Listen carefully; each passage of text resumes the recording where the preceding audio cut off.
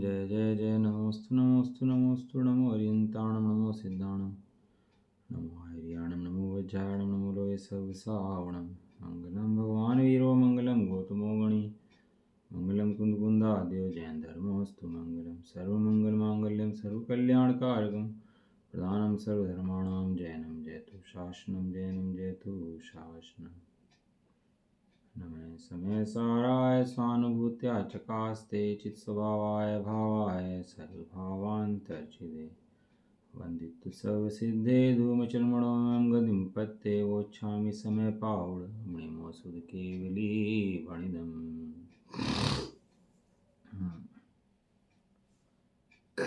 श्री सिमसारी ग्रंथ बंद अधिकार गाथा नंबर 267। गाथा पढ़ लेते हैं इसकी पहले एक बार। अज्वसाण निमित्तं जीवा भजन्ति कर्मणा यदि मुच्यन्ति मोक्षमग्गे ठिदायता किं करेसि तुमम्। सब जीव अध्यवसान कारण कर्म से बंधते जहाँ अरु मोक्ष माथित जीव छूटे तू ही क्या करता भला। अब यह प्रश्न होता है कि अध्यवसान अपनी अर्थ क्रिया करने वाला कैसे नहीं है। इसका उत्तर कहते हैं अध्यवसान जो उत्पन्न करता है, तू राग आदि उत्पन्न करता है, वे अपने कार्यों करते नहीं हैं। जिस जीव का, जिस वस्तु का, जिस द्रव्य का जैसा परिणामन होता है वैसा ही परिणामन होता है और होकर ही रहता है।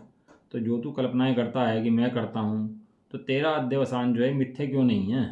ये कुछ कार्य करता होता तो सत्य होता, लेकिन कुछ कार्य तो करता है नहीं। मिथ्या दृष्टि नाम दिया ना, मिथ्या दृष्टि। तो दृष्टि मिथ्या, तो मिथ्या नाम क्यों दिया उसके अंदर। मिथ्या किस लिखा गया कि अपना काम नहीं करता, इसलिए मिथ्या कहा गया है। एक पंगत लगी हो, वो खाना खिला रहे हो, खाना खा रहे हो सब लोग, अपना अपना खाना ना खा के एक दूसरे को खिलाएं। वो उसके मुंह में खाना खिलाए, वो उसके मुंह में खिलाए, वो उसके मुंह में खिलाए, वो उसके मुंह में खिलाए। अपना काम ना करें, दूसरा काम करें। इस जगत के अंदर ऐसा बन जाए कि सब एक दूसरे का काम करेंगे, भैया अपना अपना काम नहीं करेंगे तो सारी व्यवस्था बिगड़ जाएगी। लेकिन जगत के अंदर समझदारी है कि जो जीव जो करता है वो सब अपने लिए ही करता है, कि दूसरे के लिए कुछ करता ही नहीं। तो तेरा जो अध्यवसान है छुड़ाने का, मारने का, बांधने का, सुखी दुखी करने का, वह अपना कार्य क्यों नहीं करता, अर्थ क्रिया कैसे नहीं करता। तो उसके उत्तर स्वरूप गाथा का ही है, वो अर्थ पढ़ते हैं इसका क्या कहते हैं। हे भाई, यदि वास्तव में अध्यवसान के निमित्त से जीव कर्म से बनते हैं और मोक्ष मार्ग में से जीव छूटते हैं, तो तू क्या करता है। तेरा तो बांधने छोड़ने का अभिप्राय ही व्यर्थ गया। जो जीव हैं अपने अपने अध्यवसाय के निमित्त से बनते हैं और अपने अपने मोक्ष मार्ग लगने से छूट जाते हैं। लेकिन तू क्या करता है, तेरे अध्यवसान से थोड़ा कुछ काम हो जाता है। समझो, रामचंद्र जी तपस्या कर रहे हैं मोक्ष के लिए। सीता जी को विकल्प आया, कहने लगा भैया अकेले मोक्ष चले जाएंगे तो मेरा क्या होगा, साथ ही मुक जाएंगे। समष्टि जीव पतिंद्र का जीव, कैसे कैसे विचार आ जाते हैं बताओ। ये उदय परिणामों की जाति बड़ी गजब की है। विचार करने बैठो तो लगेगा अरे तो मिथ्यादृष्टि के परिणाम होते हैं, लेकिन ऐसे परिणाम भी सम्यदृष्टि के आते हैं। जैसे क्या लगा, कहने लगा भैया तो निकल जाएंगे, ये तो मोक्ष है। वहाँ रावण को और लक्ष्मण को तो संबोधन दे जा करके कि तुम भैया मोक्ष निकलो, संसार में अच्छा नहीं है। और रामचंद्र जी को मोक्ष में जाने से रोके कि नहीं नहीं तुम मत जाओ, तुम तो यहीं रहो और हम क्या करेंगे, हम मोक्ष भी साथ चलेंगे। ऐसी कल्पना में उड़ रहा था भैया जी उसका। ऐसे उदय परिणाम आ गए। अब वो आया नीचे और उसके ऊपर बहुत रामचंद्र जी के ऊपर बहुत वो करे रोकने का प्रयास। तो रामचंद्र जी रुके क्या, रामचंद्र रुक पाए। रामचंद्र जी अपनी आराधना से मोक्ष मार्ग में स्थित जीव छूटते हैं, यानी अपनी आराधना करते छूटते हैं और अपने अध्यवसान से ही बंधते हैं। किसने उपसर्ग करे थे इनके ऊपर। सीता जी का जीव था ना, पतिंद्र का जीव, उसने आगे उपसर्ग करा ना रामचंद्र जी के ऊपर। खुद सीता के जीव ने उपसर्ग करे इनका चरित्र बड़ा विचित्र है। सम्यक दृष्टि को समझने योग्य है कि सम्यक दृष्टि की दशा में कैसे कैसे राग हो सकते हैं और उस भूमिका में क्या क्या हो सकता है, वो बहुत समझने योग्य है। अब एक वो था ना, राजा थे, कहले मुनि बनने था, तो रानी के पास गए पूछने के लिए, कहले मुनि बनने जा रहा हूँ। तो बोले, कहने लगा भैया जिन्हें मुनि बनना होता है ना वे पूछते नहीं है, अकेला तू तो पूछ रहा है और मैं चली ऐसे होते हैं, कहले तू तो पूछ रहा है और मैं चली मुनि बनने के लिए, आर्य के बनने के लिए। वो निकल पड़ी, वो राज्य में रह गया। कौन रोकता है उसको? तेरा राग रोकता है। और कौन निकालता है कि तेरा मोक्ष मार्ग में स्थित पुनः सम्य दर्शन सम्य ज्ञान सम्य चारित्र हैं, वे निकालते हैं। तो जो परजीवों के अध्यवसान हैं, जो हम अध्यवसान परजीवों के लिए करते हैं, वे क्या व्यर्थ नहीं है? जिन्हें हम दुश्मन समझ रहे, शत्रु समझ रहे, क्या वो हमारे से पहले मोक्ष नहीं जा सकता? हमारे से पहले समय दृष्टि नहीं हो सकता? ये तो बहुत पापी हैं, इनका मोक्ष नहीं हो सकता भैया, ये तो बहुत कर्म से बनते हैं। अरे भैया तू अपनी कल्पनाओं में उड़ना बंद कर। जिस द्रव्य का जिस क्षेत्र में जिस काल में जिस भाव से जो परिणाम होना है वो होकर ही रहता है, उसे बदलने में कोई भी समर्थ नहीं। अभी कर्ता पने की बुद्धि जो है ना जीव को, ये सिर पर हावी रहती है। कर्ता पने की बुद्धि ही मिथ्यात्व है। क्या कहा? कर्ता पने की बुद्धि ही मिथ्यात्व है। हाँ, अब हम व्यवहार की क्रियाएं करेंगे तो धर्म हो जाएगा। व्यवहार से निश्चय नहीं होता, निश्चय से व्यवहार होता है। अब बताओ, कहीं भी लगा लेना आप इसके अंदर, खाने में पीने में उठने में चलने में, पहले लक्ष्य तय होगा तब सारा व्यवहार होगा। आप समझ लो शिखर जी की यात्रा करनी है, आपने निश्चय कर लिया शिखर जी की यात्रा करनी है, तब पैकिंग टिकट यात्रा सब वैसी होगी नहीं होगी? जैसा लक्ष्य रख लोगे वैसे काम होगा नहीं होगा? नहीं पहले तैयारी कर लेते हैं, बाद शिखर जी कभी गए तो चले जाएंगे। या पहले लक्ष्य निर्धारित होता है, पहले निश्चय होता है और फिर व्यवहार होता है साथ में। और जिनका निश्चय निश्चित होता है उनका व्यवहार ही बहुत सुंदर होता है। कह के नहीं होता, बिना कहे होता है, और होता है तो हे होता है, और निश्चय उपादेय होता है। समझ में आ गया? होता है लेकिन व्यवहार उपादेय नहीं होता, फिर भी होता है, लेकिन होता कैसा है? वो हे होता है। तो तू क्या करता है भैया? वे अपने अध्यवसान से बन जाते हैं और अध्यवसान को हटा करके मुख से इससे छूट जाते हैं, संसार मार्ग से मुख चले जाते हैं। तो तेरा अध्यवसान तो व्यर्थ ही गया। तेरे अध्यवसान से क्या हुआ? ठीक है, मैं बांधता हूं छुड़ाता हूं। ऐसा जो अध्यवसान, तेरा अध्यवसान है, मतलब ऐसा जो अध्यवसान उन जीवों का अध्यवसान है, उसकी अपनी अर्थ क्रिया जीवों को बांधना छोड़ना है। किंतु जीव तो इस अध्यवसान का सद्भाव होने पर भी, तूने अध्यवसान करा परजीवों के प्रति, लेकिन परजीव अपने सराग वीतराग परिणामों के अभाव से नहीं बंधता और मुक्त नहीं होता। आचार्य देव बड़ा दिमाग लगाते हैं इसके अंदर, बातों के अंदर देखो, सराग वीतराग परिणामों के अभाव से नहीं बंधता और मुक्त नहीं होता। सराग, अब इसका मतलब सराग परिणामों से बंधता है और वीतराग परिणामों से मुक्त होता है। देखो लगाओ कैसे लगेगा, देखो, सराग परिणामों के सद्भाव में और दूसरा है वीतराग परिणामों के सद्भाव में। लिखा, उस अध्यवसान का कहाँ चला, किंतु इस अध्यवसान का सद्भाव होने पर भी सराग परिणाम वीतराग परिणामों के अभाव से, सराग परिणाम के अभाव से, अभाव सराग अभाव के परिणाम से मतलब सराग परिणाम का अभाव मतलब कम होने, वीतराग, और वीतराग परिणाम का अभाव मतलब सराग परिणाम। हाँ, सराग परिणाम और वीतराग परिणाम से नहीं बनता, सराग परिणामों के अभाव होने से नहीं बनता, मतलब वीतराग परिणाम से नहीं बनता और वीतराग परिणाम के अभाव से नहीं छूटता। यदि वीतराग परिणाम का अभाव हो जाएगा तो नहीं छूटेगा, और अपने वीतराग परिणाम होंगे तो छूट जाएगा, और सराग परिणाम होंगे तो बंध जाएगा। वहां तेरा अध्यवसान तो व्यर्थ ही गया, तेरा अध्यवसान कुछ कार्य नहीं कर। समझना इस बात को, बहुत लाइन को में लगा के पूरे अच्छे समझना। सराग वीतराग परिणामों के अभाव से नहीं बंधता, और फिर दिया और मुक्त नहीं होता।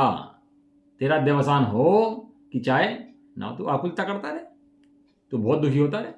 जो कार्य होना होता है तो वो तो होता ही है।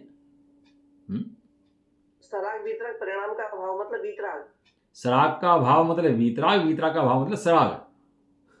बात वही है, घुमा के कान पकड़ने वाली बात है, बात तो वही कह रहे, लेकिन थोड़ा दिमाग की एक्सरसाइज करा रहे, समझा रहे। मुक्त नहीं होता और अपने सराग परिणामों के सद्भाव से, सराग वीतराग परिणामों के सद्भाव से, पहले अभाव लिया ना, अपने सद्भाव, उस अध्यवसान का अभाव होने पर भी बंध जाता है और छूट जाता है। सराग परिणामों के सद्भाव से बन जाता है और वितराग परिणामों के सद्भाव से छूट जाता है। वहाँ तू खूब काम ना कर भैया, मोक्ष चले जाएं, मोक्ष चले जाएं, मोक्ष चले जाएं, तू जवाब दे इस बात की कि मोक्ष चले जाएं, तो जा सकते हैं क्या? अपने परिणामों से स्वयं तो बंधेगा, स्वयं तो भोगेगा। तू क्या करता है? अपने परिणामों का करता जीव स्वयं है, दूसरे के परिणाम। सराग वितराग परिणाम। हाँ, सराग माने राग के परिणाम और वितराग माने मोक्ष के परिणाम, छूटने के परिणाम, सम्यक संज्ञा समुच्चार के परिणाम। क्लियर? एक साथ दिया ना दोनों, इनको एक तो अलग अलग होता है, इन्हें एक साथ दिया सराग वितराग परिणाम। हाँ, तो सराग का आगे भी दिया ना, बंधता है और छूटता है, तो सराग से लगेगा बंधना, वितराग से लगेगा छूटना। अच्छा, वो सेंटेंस एक कर दिया, ये 2 सेंटेंस बनाओ इसका आप।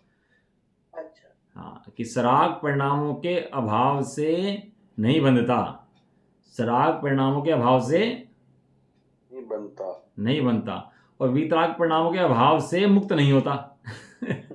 अब आई बात समझ में? नेगेटिव सेंटेंस है, वो माइनस माइनस प्लस हो जाते हैं ना उसके अंदर, गणित के अंदर। ये ऐसा सेंटेंस है, ये ऐसा सेंटेंस ये समझने में मेरे को क्या कह रहे, अभाव से नहीं बनता। ये समझने में बहुत टाइम लग जाता है ये बातों को, क्या घुमा के ऐसे लाते हैं ना बात को। क्योंकि वो कंफ्यूजन नहीं होना चाहिए ना कहीं भी। बनने वाला अपने दिमाग को केंद्रित करे इस बात के ऊपर। और अगली लाइन में कहते हैं सराग परिणाम के सद्भाव से बनता है और वितराग परिणाम के सद्भाव से छूटता है। बात दोनों की एक ही है, दोनों इधर से घुमा के उधर से, उधर से घुमा के उधर, वो ऐसी बात है, लेकिन है बात है। लेकिन बात सिद्ध क्या करना चाह रहे, तू अध्यवसान कर कि ना कर, लेकिन उसका जो अपना अध्यवसान है उससे मुक्त होता है, जो अध्यवसान उसका नहीं है उससे मुक्त हो जाता है। इसलिए परद्रव्य एक दूसरे को कुछ भी नहीं कहते, एक दूसरे को बाधा नहीं करते, मात्र चिंतन विचार सोचते रहो, उससे काम नहीं होता। जब पार्टी आ जाएगी ना, इलेक्शन हो जाएंगे, तो इलेक्शन में क्या होता है, 2 पार्टी बन जाती हैं, गुट बन जाते हैं। अब वो एक भोता कुलता करता है, अब ये पार्टी नहीं आनी चाहिए, ये पार्टी नहीं आनी चाहिए, और जब रिजल्ट आते हैं ना तो पार्टी वही बन जाती है। तो बड़ी आकुलता होती है, यार सारी जनता खराब होगी, सबका दिमाग खराब हो गया, वोट दे दिया, पागल हो गए सारे, तो बड़ा खेत खिन्न होता है। लेकिन तेरे खेत खिन्न होने से होता क्या है? मैच हो रहा था न्यूजीलैंड का इंडिया का, वो न्यूजीलैंड पता नहीं कौन सी थी, ऑस्ट्रेलिया थी कौन सी थी, और इंडिया में हो रहा, और 2 लाख का स्टेडियम भरा हुआ, और 150 करोड़ भारतीय है देख रहे, और कह रहे इंडिया जीते, इंडिया जीते, इंडिया जीते, खूब हल्ला मच रहा है। उधर ऑस्ट्रेलिया में 1-1.5 करोड़ आदमी है, 2 करोड़ आदमी होंगे, और उधर 2 करोड़ आदमी हल्ला मचा रहे, नहीं ऑस्ट्रेलिया जीतना चाहिए, ऑस्ट्रेलिया जीतना चाहिए। मतलब 100 करोड़ ज़्यादा है कि 2 करोड़ ज़्यादा है? लेकिन भैया चलती नहीं वस्तु स्वभाव में, और जब नहीं चलती ना तो आकुलता करता है, खेद करता है। जैसे शरीर है ना, शरीर तो अपने हाथ से परिणाम करता है, शरीर का परिणाम क्या चलता है, अपने हिसाब से चलता है, और इसके हिसाब से नहीं चलता तो खेद करता है, आकुलता करता है। कोई मरता है, जीता है, आता है, जाता है, तो क्या होता है, इसको आकुलता होती है। ये अपने अध्यवसान से दुखी है और अपने अध्यवसान का अभाव होने पर छूट जाता है। तो कह रहे उस अध्यवसान का अभाव होने पर भी बंधता है और छूटता है। इसलिए पर में अकिंचित कर होने से, अर्थात कुछ नहीं करता होने सकता होने से, तेरा अध्यवसान पर में कुछ भी नहीं करता। यदि किसी जीव को मोक्ष मार्ग में जाने से रोकना है तो उसे परिणाम खराब करने पड़ेंगे। और परिणाम खराब करना तेरे हाथ में है नहीं, परिणाम उसके स्वयं के हाथ में है। वो स्वयं बिगड़े तो बिगड़े, तू तो नहीं बिगाड़ सकता। यदि एक द्रव्य दूसरे द्रव्य के परिणाम बिगाड़ दे तो क्या होगा? फिर तो कोई मोक्ष नहीं जा पाएगा, क्योंकि इतने शत्रु बैठे हुए हैं कि मोक्ष नहीं जाने देंगे। लेकिन वहाँ उपसर्ग चलते रहे बाहर में, और उन्होंने कल्याण कर लिया अपना, उपसर्ग पे उपयोग नहीं गया, अपने आत्मा को जाके मोक्ष चले गए। बताओ गए कि नहीं? उपसर्ग के काल में गए कि नहीं गए? उपसर्ग केवली बोलते हैं, उपसर्ग केवली। हमें तो लगता है अरे भैया कैसे होता होगा, सिर पे सिगड़ी चल रही है, कीले ठोक दी, अंगीठी लगा दी सिर पे, कीले ठोक दी अंगीठी लगा करके, और अंगीठी बना दी सिर पे कीले ठोक के चारों तरफ से, और सिर पे उसके अंदर लकड़ी रखी और उसमें आग लगा दी, और आग लगा के सिर जल रहा, जैसे लकड़ी की सीम उसकी भांति है, अंगीठी जलती है, इस तरह सिर जल रहा उनका। और उस काल के अंदर भी आप सोचो कितने उपयोग की निर्भरता होगी उनकी, कैसे प्रणव की शक्ति होगी कि केवल ज्ञान प्राप्त कर लीजिए उस काल के अंदर भी। अभी तो हमारे पास मच्छर अक्षर घूम जाए थोड़ा सा तो अरे यार मच्छर पसंद करता है, भगाओ इसको यार। चींटी मच्छर कीड़े से परेशान हो जाता है, कहना नहीं नहीं हटाओ इसको। और मैं देखो वहाँ बैठे और सिर पर छकड़ी जला दी तो भी हिले नहीं। मैं बताओ कैसी स्थिरता। अब चिकाना चाहे चिका ले उसको, लेकिन उसके अध्यवसान ने उनकी आराधना में क्या कर दिया, क्या कर दिया। इसलिए पर मैं किंचित कर है भैया, कुछ नहीं करता तेरा अध्यवसान, इसलिए यह अध्यवसान अपनी अर्थ क्रिया करने वाला नहीं है, और इसलिए क्या है, मिथ्या ही है, यह भाव आशय है। इसका नाम है मिथ्या दृष्टि। जो पर में हस्तक्षेप करता है, पर का कुछ करना चाहता है, उसको बोलते हैं मिथ्या दृष्टि। जो पर से अपना धर्म मानता है उसको बोलते हैं मिथ्या दृष्टि। भावार्थ, जो हेतु कुछ भी नहीं करता वह किंचित कर कहलाता है। कोल्हू का बैल कोल्हू का बैल होता ही नहीं होता, क्या करता है पूरे दिन, कुछ करता है यार, अपनी अर्थ क्रिया करता है कुछ, बस घूमता रहता है, घूमता रहता है, घूमता रहता है, चक्कर आता रहता है पूरे दिन। उसकी आंखों पट्टी बांध देते हैं, आंखें पट्टी ना बांधे ना तो पता लगा वो चक्कर खा गिर पड़ेगा। ऐसे मुंह की पट्टी बन जाती है और आगे से चक्कर लगते रहते हैं, लगाता रहता है, लगाता रहता है, लगाता रहता है। मिलता क्या है, किंचित कर है ना, वो कुछ अर्थ क्रिया करता नहीं है। यह बांधने छोड़ने का अध्यवसान भी पर में कुछ नहीं करता, क्योंकि यदि वह अध्यवसान हो तो भी जीव अपने सराग वितराग परिणामों से बंध को प्राप्त होते हैं, मोक्ष को प्राप्त होते हैं। सराग परिणामों से बंध को प्राप्त होते हैं, वितराग परिणामों से, पहले मैं पढ़ रहा था, मैं सराग वितराग परिणामों में आगे बंध मोक्ष लिखा, समझ में नहीं आ रहा उल्टा। मगर बंध में सराग से तो लिखा बंध नहीं होता, वितराग से लिखा मुक्त नहीं होता। लेकिन आचार्य देव की शैली ऐसी होती है, जो क्रम पहले लेंगे वही क्रम बाद में लेंगे। ये पढ़ने की शैली है, पढ़ना कभी जिस क्रम से वर्णन चलेगा ना उसी क्रम से आगे वर्णन चलेगा, वो क्रम भंग नहीं होगा आगे कभी। यदि सराग परिणाम और वितराग परिणाम लिखा है ना, तो पहले सराग से बंध सिद्ध करेंगे और वितराग से मुक्त सिद्ध करेंगे। अगर हमारे समझ में कुछ फर्क है तो समझ ठीक कर लीजिए, मैं अपनी समझ में आया। वो क्रम भंग नहीं होगा उनके अंदर, उनकी शैली के अंदर जो है ना, वो जिस क्रम से लेके चलेंगे उसी क्रम से वो लेके चलेंगे। यदि मिथ्या दृष्टि का वर्णन लिखेंगे पहले तो मिथ्या दृष्टि का ज्ञान सिद्ध करेंगे, और समय दृष्टि लिखेंगे तो समय दृष्टि का ज्ञान सिद्ध करेंगे। उल्टा नहीं हो सकता, इधर तो मिथ्या दृष्टि का वर्णन चल रहा और आगे जब उसका एग्जाम्पल आया तो उसके अंदर कुछ और चल पड़ा। ऐसा कभी नहीं होता, किसी भी शैली में नहीं होता। सराग वितराग परिणामों से बंध और मोक्ष को प्राप्त होता है, और वह अध्यवसान हो, तेरा अध्यवसान हो तो भी अपने सराग वितराग परिणामों के अभाव से बंध मोक्ष को प्राप्त नहीं होते। सराग परिणामों के अभाव से बंध को प्राप्त नहीं होते और वितराग परिणामों के अभाव से मोक्ष को प्राप्त नहीं होते। इस प्रकार अध्यवसान पर में अकिंचित कर्म ने कुछ नहीं करने वाला होने से स्व अर्थ क्रिया करने वाला नहीं है, इसलिए मिथ्या है, मिथ्या ही है। खूब शोर मचा भैया हैं, इस जगत में कुछ भी होने वाला नहीं है। चलो ऐसे आचार्य जैसे पढ़ लेते हैं, पेज नंबर 626। इसके अंदर आचार्य देव ने 4 कथाएं एक्स्ट्रा की थी, 1 2 3 4, जैसे जाए 4 कथा और 5, कमाल कर दिया, 5 कथाएं एक्स्ट्रा है इसके अंदर। अध्यवसान स्वार्थ क्रियाकारी नहीं है। स्वार्थ माने स्वय का अर्थ, स्वय का अर्थ माने अपना कार्य है, अपना कार्य नहीं कर सकता, इसलिए कार्यकारी नहीं होता है। तात्पर्यवर्ती टीका, यदि अपने मिथ्यात्व रागादि अध्यवसान को निमित्त करके वे जीव अशुद्ध निश्चय ऐसे कर्मों से बांधे जाते हैं, यदि वे अपने रागादि अध्यवसान से बंधते हैं, मतलब अशुद्ध निश्चय से बंधते हैं, और यदि शुद्धात्म सम्यक श्रद्धान ज्ञान अनुष्ठान रूप निश्चय रत्नत्रय वाले मोक्ष मार्ग में जो जीव स्थित हैं वे कर्मों से मुक्त होते हैं। जो जीव बनते हैं कैसे बनते हैं, अशुद्ध निश्चय से लिखा। अशुद्ध निश्चय माने वास्तव में जीव नहीं बनता, लेकिन जीव की पर्याय में बंधन पर दुखी होता है तो उसको बोलता है अशुद्ध निश्चय। स्वभाव से जीव नहीं बनता, ये परम शुद्ध निश्चय है। वो पर्यायों में उसको दुख प्राप्त होता है, बनता है, कर्मों से एक में होता है, उसको बोलते हैं अशुद्ध निश्चय। समझ में आ गया, अशुद्ध निश्चय और परम शुद्ध निश्चय। और बाकी जो एक देश शुद्ध निश्चय है और साक्षात शुद्ध निश्चय है आराधकों के निश्चय है, और अशुद्ध निश्चय है विराधकों का नय है। और वे शुद्धात्मा का आत्मा का अपना श्रद्धान करते हैं, ज्ञान करते हैं और पालन करते हैं, तो निश्चय रत्नत्रय वाले मोक्ष मार्ग में स्थित हो जाते हैं और वे जीव मुक्त हो जाते हैं। तो फिर हे दुरात्मन, क्या लिखा, हे दुरात्मन। दुरात्मा मैंने हे बुरी आत्मा। क्या बोले उसको, कल्पना करता रहता है बैठा हुआ। मिथ्या दृष्टि ये बहुत दुखी होता है, सोचता धर्म कर रहा हूँ, सब कर रहा हूँ, लेकिन वास्तव में छूटता नहीं है, वो संसार में पला रहता है। क्या कह रहे, हे दुरात्मन, तुम उनका क्या कर सकते हो अर्थात तुम तो उनका कुछ भी नहीं कर सकते, अतः तुम्हारा अध्यवसान स्वयं अर्थ क्रियाकारी नहीं है, कुछ भी करने वाला नहीं है। अब कह रहे हैं अगली गाथा, ये 4 गाथाएं ले रहे, 5 गाथाएं देखो कहते हैं, पढ़ लेते हैं। अब कहते हैं कि जीव अपने पापोदय से दुखी होते हैं, तुम्हारे अध्यवसान के परिणामों से दुखी नहीं होते हैं।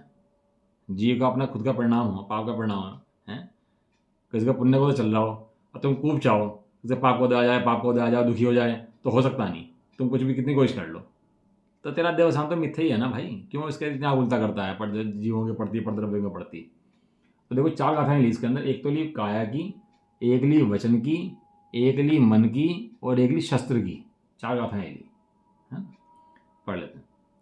कायेण दुख वेमिय सत्येवं तुजमं मनिं कुणसी सवासी एस मिच्छा दुहिदा कम्मेण यदि सत्ता वाचाए दुख वेमिय सत्येवं तुजं मंदि कुणसी सवावियेस मिच्छा दुहिदा कम्मेण यदि सत्ता मनसाए दुख वेमिय सत्येवं तुजं मुंदी कुणसी सवावियेस मिच्छा दुविधा कम्मेण यदि सत्ता सच्छेण दुख वेमिय सत्येवं तुजं मंदि कुणसी सवावियेस मिच्छा दुविधा कम्मेण यदि सत्ता। देखो आचार्य कुनकुन देव ने केवल प्राकृत लिखी है, आचार्य अमरचंद देव ने केवल संस्कृत लिखी है, और आचार्य जैसे ने संस्कृत भी लिखी है और प्राकृत भी लिखी ये जो गाथाएं हैं ना प्राकृत में लिखी हुई हैं, ये आचार्य जैसे आचार्य की लिखी हुई हैं, और संस्कृत की टीका जो लिखी हुई है इसकी टीका भी खुद जैसे आचार्य ने करी है। और जो गाथाएं आचार्य कुनकुन देव गाथाएं तो मूल में है ही प्राकृतिक गाथाएं, उसमें कोई बात ही नहीं है ना। और जो टीका है और जो उत्थानिका होती है ना ऊपर की, जो गाथाओं के ऊपर उत्थानिका है, आपने देखा होगा उत्थानिका लिखी रहती है। उत्थानिका क्या होता है? उत्थानिका एक बहुत इंपॉर्टेंट चीज है, वर्णन आने वाला है, हैं? जो इसमें वर्णन आने वाला है। हाँ बहुत बड़ी, मतलब उस वो थानिका जो होती है ना वो बहुत इंपॉर्टेंट चीज़ है। वो थानिका में समझ में आता है कि क्या बात चलने वाली है, तो थानिका पढ़ते हैं। तो थानिका जो लिखी है ना वो आचार्य अमरचंद देव ने लिखी है, कुनकुन आचार्य ने लिखी। आचार्य कुनकुन देव ने ऐसे पहरे स्टैंड ये नहीं बनाए, आचार्य अमरचंद देव ने इसको सिस्टमेटिक किया जैसे मोक्षमार्ग पढ़ सकता ना वो लिखा हुआ था ऐसे ही, लेकिन सिस्टमेटिक जो किया ना उसको वो डॉक्टर साहब ने किया, इतना सिस्टमेटिक कर दिया उसको कि पढ़ने मान लगा, नहीं तो पहले पढ़ने में आ ही नहीं सकता था वो मोक्षमार्ग प्रकाशक जो टोटल में जगह लिखा हुआ था ओरिजिनल मोक्षमार्ग प्रकाशक, वो पढ़ नहीं सकता था कोई, उसके पैरे ऊपर नीचे थे, कहीं बीच में लाइन, जैसे कोई नोट्स बनाता है ना वो इस तरह था। जब नोट्स को पढ़ना चाहो तो नहीं पढ़ सकते, नहीं फेयर राइटिंग में लिखा होता है पढ़ सकते हो, ऐसी वो रफ राइट वर्क नहीं थी बिल्कुल टोटल मंजी की, उसको फेयर किया डॉक्टर साहब ने, बहुत उन्होंने बहुत काम किया डॉक्टर साहब ने इसके ऊपर। तो खैर चलो है ना। यदि जीव अपने कर्मों से दुखी होता है तो मैं जीवों को काया से दुखी करता हूं, इस प्रकार से जो तू यह सब बुद्धि के विकल्प करता है वह सब बुद्धि भी मिथ्या है। मैं काया से मारता हूँ, काया से बचाता हूँ, काया से रक्षा करता हूँ, अरे हाथ पैरों की हलन चलन की क्रियाओं करता तू कैसे हो गया? ये तो पुद्गल की क्रियाएं हैं, तेरी क्रियाएं कैसे होगी?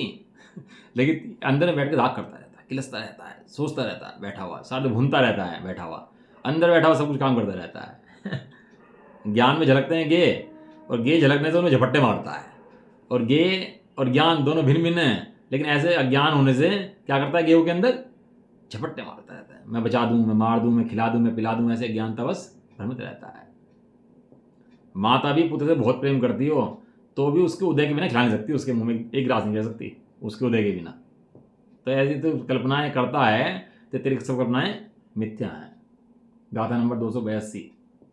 यदि जीव अपने कर्मों से दुखी होते हैं तो मैं जीवों को वचन से दुखी करता हूं, यह सब विकल्प में बुद्धि भी मिथ्या है। हमने उसे गाली दे दी, हमने भाई साहब ऐसा बोला कि सारा माहौल बदल दिया, वो रंग बदल दिया। अब वो भाई साहब उसके वचन की ऐसी रिद्धि है, कमाल कर देता है, इतना बढ़िया गाता है, कमाल कर देता है।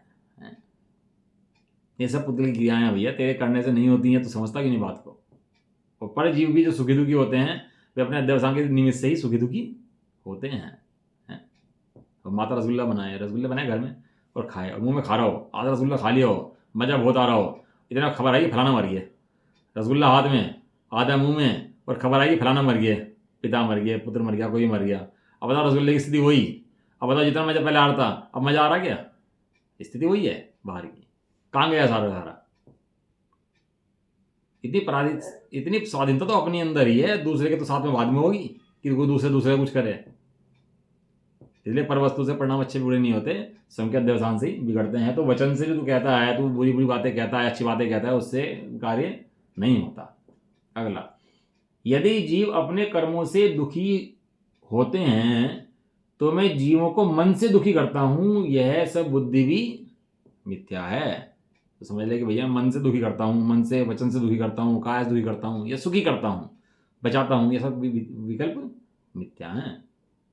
अगला, यदि जीव अपने कर्मों से दुखी होते हैं तो मैं जीवों को शस्त्रों से दुखी करता हूं, यह बुद्धि भी तेरी मिथ्या है। बताओ, रावण को उसके अहंकार ने मारा कि लक्ष्मण ने मारा?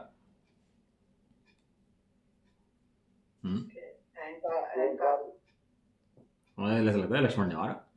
लक्ष्मण ने चलाया, देखो भाड़ में 10 चक्र चलाया और उसकी छाती कट गई, लक्ष्मण ने किया।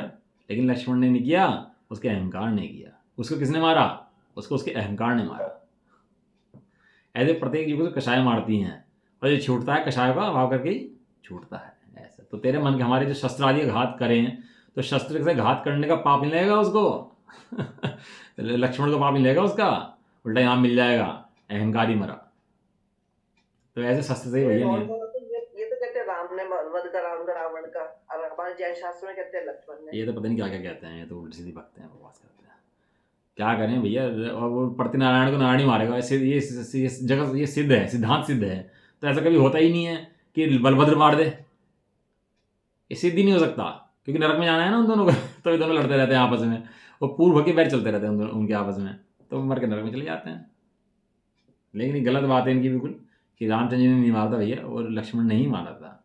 जैसे कृष्ण ने कंस को मारा था नारायण प्रतिनारायण, ऐसे ही यहाँ पर इसने लक्ष्मण ने मारा था। तो बहुत विपरीत फैलाई है इन लोगों ने, कह दे तो क्या कर सकते हैं। ये सब काल के अंदर ना ऐसे घोर मिथ्याष्टि जीव हुए हैं जिन्होंने असत पद मिलाए हैं, सत्य पदों के अंदर असत पद मिलाए हैं। वास्तव में कहो तो 5 शुद्ध पानी के अंदर जहर मिलाया, और लोगों ने ऐसे ही मान लिया और जहर पीना शुरू कर दिया, जहर पी के मर रहे हैं। अब क्या करें, अब मरना तो हो गई भाई। चलो ये अगला, इसकी टीका भी आचार्य जैसे आचार्य ने करी, इसकी संस्कृत टीका भी खुद ही गाथाएं लिखी, खुद ही टीकाएं करी उसकी। यदि जीव स्वकीय पापोदय से दुखी होते हैं तो उन जीवों के स्वकीय पाप कर्मोदय के अभाव में तुम कुछ भी नहीं कर सकते हो। अब भले वो देवरानी जेठानी की लड़ाई हो जाए, नंद की लड़ाई हो जाए, साड़ू की लड़ाई हो जाए, दोस्त ग्राहक से लड़ाई हो जाए, व्यापार से लड़ाई हो जाए, आपस में पार्टनर की लड़ाई हो जाए, लेकिन एक दूसरे के उदय के बिना कोई कुछ भी नहीं कर सकता।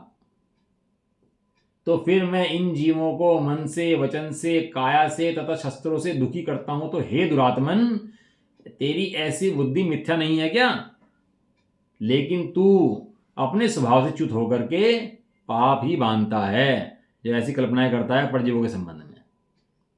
क्या है, जैसे पर्याय उदय होती है ना, तो मनुष्य पर्याय उदय हुई, तो साथ में जब मनुष्य पर्याय बढ़ेगी तो कुछ संपर्क बनेगा कुछ लोगों से, कुछ कहीं ना कहीं संपर्क बनेगा ना जीव का, और कुछ जिनसे संपर्क बनेगा उनमें किसी को बुरा जानेगा, किसी को भला जानेगा। ये सबके साथ सामान्य रूप से है।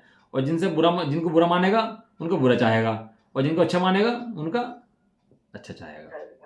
और ये कल्पनाएं उड़ता था, और उनका अच्छा बुरा इसके कहने से नहीं होता, और तेरा अच्छा बुरा भी उनके कहने से नहीं होता।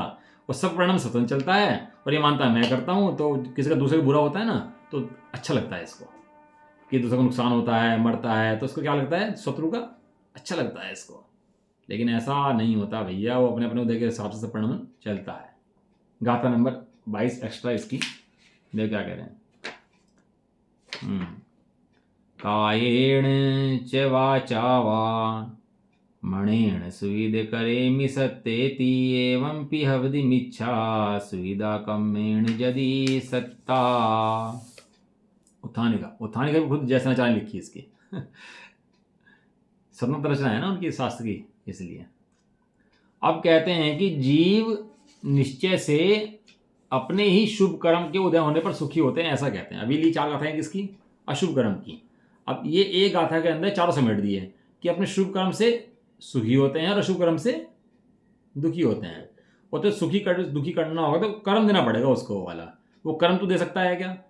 कर्मों को जानता नहीं, कर्म तेरे हाथ में है नहीं, तू दे सकता नहीं। गाथा, यदि जीव कर्मों से सुखी होते हैं तो फिर मैं काया से, वचन से तथा मन से जीवों को सुखी करता हूं, ऐसी बुद्धि भी मिथ्या है। शस्त्र नहीं लिया इसके अंदर। शस्त्र क्यों लिया? शस्त्र क्यों नहीं लिया? एक गाथा छोड़ दी ना भाई, मन काया से, वचन से, मन से, तो उस गाथा में शस्त्र भी आया था पहली गाथा में, तो यहाँ शस्त्र क्यों नहीं लिया? चौथी गाथा थी ना शस्त्र वाली, सच्छेण, सच्छेण में शस्त्र, तो शस्त्र क्यों छोड़ दिया यहाँ पर? क्योंकि शस्त्र जो निमित्त बनता है दुखी करने में निमित्त बनता है, सुखी करने में निमित्त नहीं बनता। काटने, फाड़ने, मारने में निमित्त बनता है ना शस्त्र, तो इसलिए वो शस्त्र नहीं पकड़ा यहाँ पर। यहाँ सुख की गाथाएं है ना, तो मन वचन काय 3 चीज पकड़ी है। तात्पर्य टीका अनुवाद, यदि जीव अपने कर्मोदय से सुखी होते हैं और तुम्हारे परिणाम अध्यवसान से नहीं होते हैं, तो फिर मन से, वचन से, काया से द्वारा जीवों को मैं सुखी करता हूं, ऐसी तुम्हारी मति बुद्धि क्या है? मिथ्या है। तो बताओ क्यों मिथ्या नहीं होगी? पेज नंबर 628, मिथ्या है।